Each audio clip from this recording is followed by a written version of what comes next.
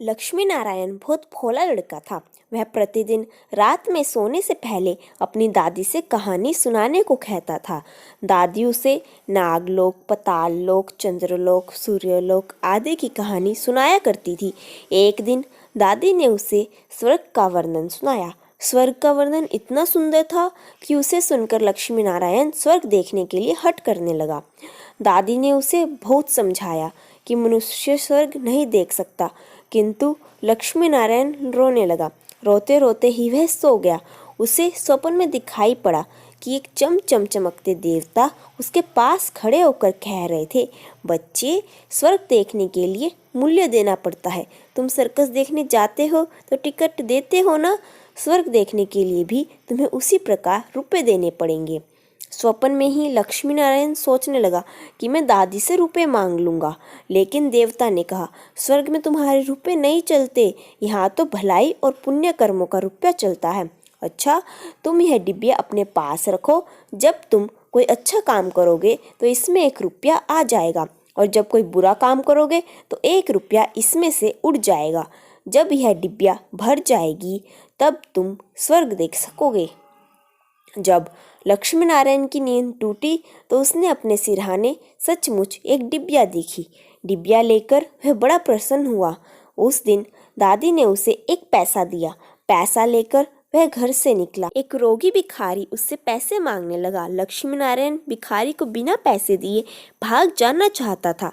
इतने में उसने अपने अध्यापक को सामने से आते देखा। उसके अध्यापक उदार लड़कों की बहुत प्रशंसा किया करते थे। उन्हें देखकर लक्ष्मी नारायण ने भिखारी को पैसा दे दिया। अध्यापक ने उसकी पीठ ठोकी और प्रशंसा की। घर लौटकर लक्ष्मी नारायण ने वह डिब्बिया खोली, किंतु वह खाली पड़ी थी।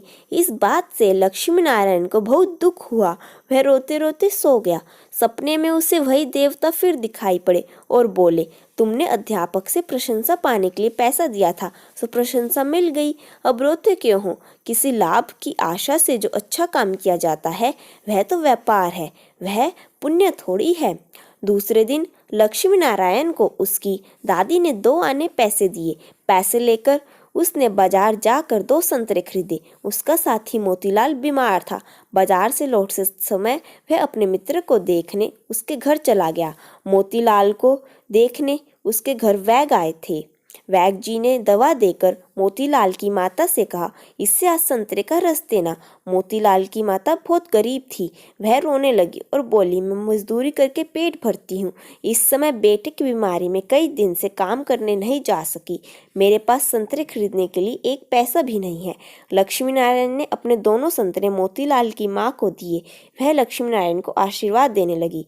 घर जाकर जब लक्ष्मी नारायण ने अपनी डिब्बिया खोली तो उसमें 2 रुपए चमक रहे थे। एक दिन लक्ष्मी नारायण खेल में लगा था। उसकी छोटी बहन वहां आई और इसके खिलौने को उठाने लगी। लक्ष्मी नारायण ने उसे रोका। जब वह नहीं मानी तो उसने उसे पीट दिया। बेचारी लड़की रोने लगी। इस बार जब उसने डिब्बिया खोली तो देखा कि उसके पहले के इकट्ठे कई रुपए उड़ जाते हैं। उससे बड़ा पश्चाताप हुआ। आगे से उसने कोई बुरा काम नहीं करने का पक्का निश्चय कर लिया। लक्ष्मी नारायण पहले रुपए के लोभ से अच्छा काम करता था। धीरे धीरे उसका स्वभाव ही अच्छा काम करने का हो गया। अच्छा काम करते करते उसकी डिब्बिया रुपयों से भर गई। वह स्वर्ग देखने की आशा से प्रसन्न होता। उस डिब्बिया को लेकर वह अपने बगीचे में पहुंचा। लक्ष्मी नारायण ने देखा कि बगीचे में पेड़ के नीचे बैठा हुआ एक बूढ़ा साधु रो रहा है। वह दौड़ता हुआ साधु के पास गया और बोला, बाबा, आप क्यों रो रहे हो? साधु बोला, बेटा, जैसे डिब्बिया तुम्हारे हाथ में है वैसे ही एक डिब्बिया मेरे पास थी। बहुत दिन परिश्रम करके मैंने उसे रुपयों से भरा था। बड़ी आशा थी कि उसके रुपयों से स्वर्ग देखूंगा, किंतु आज गंगा जी में स्नान करते समय वह डिब्बिया पानी में गिर गई।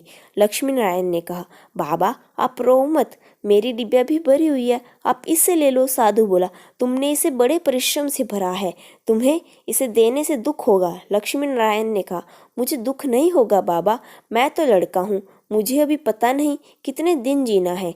मैं तो ऐसी कई डिब्बिया रुपये इकट्ठे कर सकता हूँ।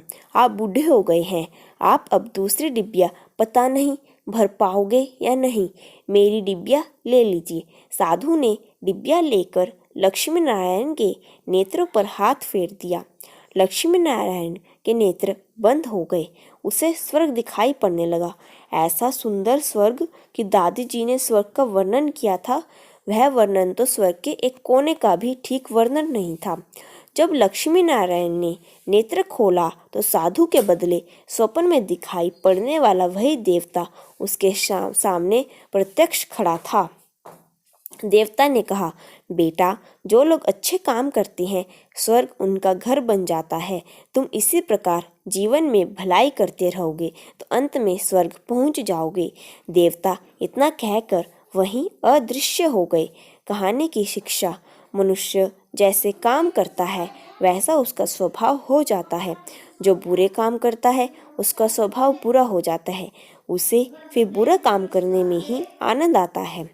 जो अच्छा काम करता है उसका स्वभाव अच्छा हो जाता है, उसे बुरा करने की बात भी बहुत बुरी लगती है।